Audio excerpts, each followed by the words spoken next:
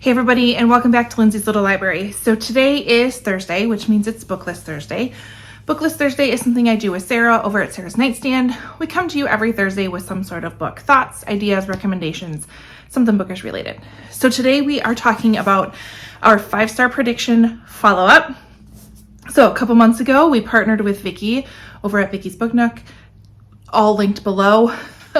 Love partnering with her, especially in spooky season, because I get the best creepy, crawly, thrillery, mystery book recommendations from her.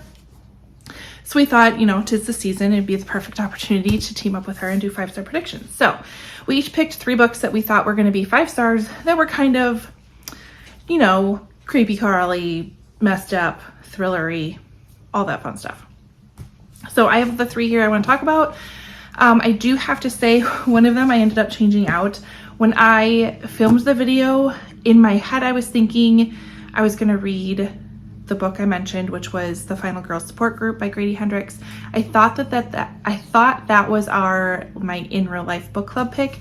It ended up not. It was actually How to Sell a Haunted House. So I swapped those out. I figured, I make up the rules myself. So it worked. This is the one I intended to, because it not only did I predict it was going to be 5 stars, but it worked for my book club read. So this is the one that I picked up instead of, obviously, Final Girl Support Group. So my first Grady Hendrix book, I didn't know what to expect. I didn't know what to know going in. And I don't really know what to think after. I think maybe this wasn't the best book to start with Grady Hendrix. So How to Sell a Haunted House it mainly follows Louise as she finds out that her parents were in a horrible car accident, ended up having to go home to a place that she hasn't been to in years, and kind of face a brother that she doesn't have the best relationship with. So she goes home, her parents have passed away, she's left with this house that she grew up in and lived in her entire life. She's left with this brother that she's been estranged from for a while, and she's not really sure. She's got to deal with all of this stuff. In the meantime, her daughter, who is her life, is staying with her ex at the moment because she didn't want to bring her home to the craziness of her family. And so we get thrown into the craziness of her family. I just want to make sure I don't give anything away. Talked about that.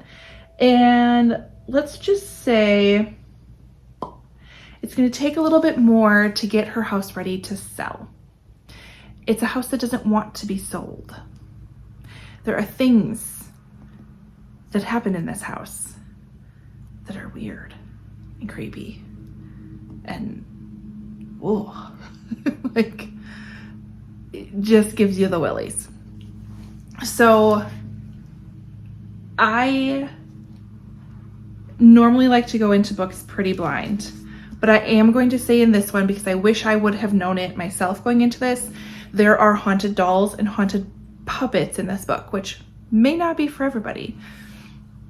Just fair warning, there's my form of a trigger warning. This was a 4-star read for me. I enjoyed some of the creepy crawly stuff, definitely enjoyed. There was a moment I was reading it at night where I'm like, okay, we're just gonna put that over there. Just a little too creepy. But then there's parts where it went just a little too weird, which I know Grady Hendrix is known for being a little off. So I don't know. I don't want to judge him as an author by this one book, is what I'm saying. So I will read more by him. 4 stars. Definitely creepy. Definitely creepy. And then very mixed vibes from book club on that one too. So anyways, then I went with an old favorite, Simone St. James. Oh, Simone, you do not disappoint me. This is Silence for the Dead. This takes place in 1919, so it's more historical thriller, historical mystery. That was the cat. That was funny. So we have Kitty Weeks, and she is on the run kind of from her past and ends up getting a job in the Portis house as a nurse. She's not a nurse, but she gets a job there.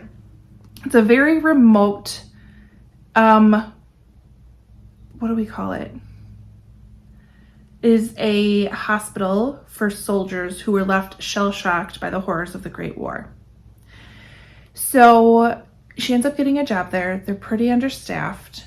She does not necessarily have proper training. And she now has to face some patients who are definitely dealing with a lot of PTSD. On top of that, there's something more going on at Portis House. There's a bit of a mystery surrounding this. This house is looking pretty decrepit, even though it's not that old. There's eerie noises, strange breaths of cold air, and then the patients at the Portis House share the same nightmare. So Kitty kind of finds it upon herself to figure out what is really going on, and it's all kinds of creepy and crawly and fantastic stuff. I gave this 4 stars. It is a bit of a slow start.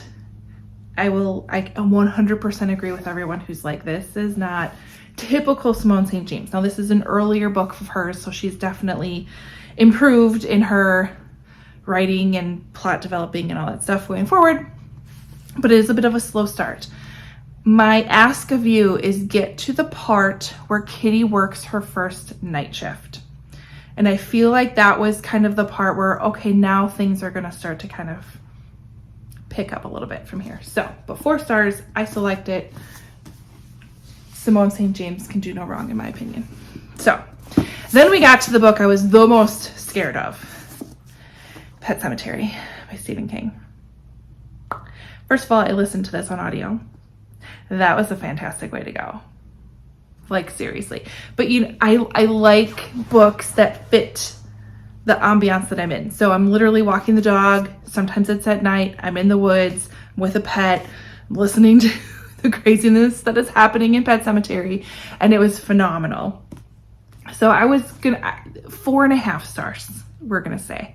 This one probably got as close to a 5 star as possible. So we have Lewis Creed. He takes a new job and moves his family to Ludlow, Maine.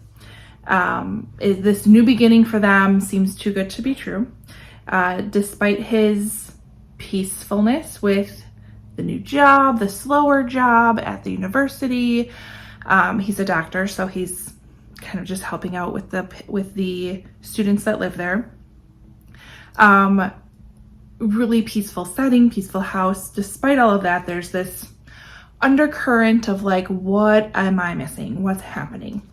The street that they live on, they've been given a warning. There are trucks that drive on the road too fast. They can't see things, and pets are known to go missing. And we see the evidence of that because the neighbor Judd takes him to the pet cemetery that's in a nearby woods by them. Then there's warnings to Lewis from his nightmares, from other experiences he has through the book, warning him not to venture beyond the borders of the pet cemetery. Yeah. And we go from there. I need to watch the movie. Matt and I said we would. I mean, we're getting to the end of the month here, so I gotta get on that sooner than later. But I really enjoyed this. I don't need. Stephen King was this like, oh my gosh, he's going to scare me. I'm going to have nightmares. It's going to be the scariest thing ever. But the more I'm kind of delving into him, I can handle him. I'm a big girl now. I've apparently grown up. I would love to read more by him or listen to more by him. It's only been a couple. This is my first kind of full-on creepy by Stephen King. I have read The Girl Who Loved Tom Gordon in the past. I read that a long time ago, and I really did like that one.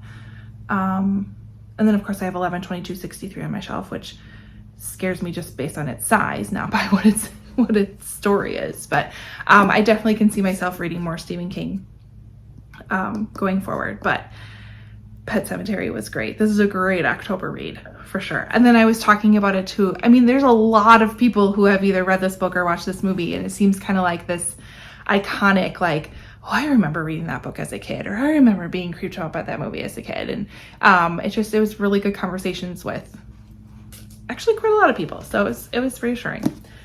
So yeah, this was probably the highest of the 3 that I would rate.